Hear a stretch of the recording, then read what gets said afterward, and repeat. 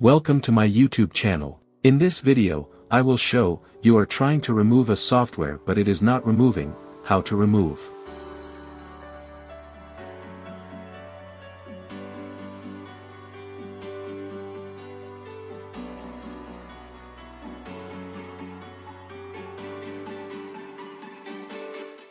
See, I will try to remove this software from program and features but it's not removing. How to remove.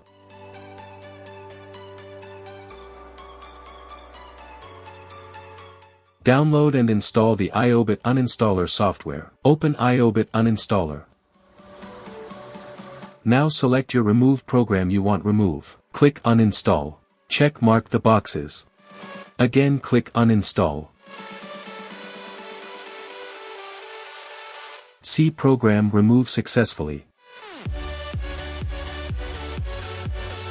Let's check from the control panel.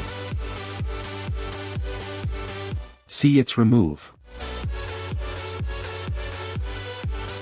That's it. Enjoy.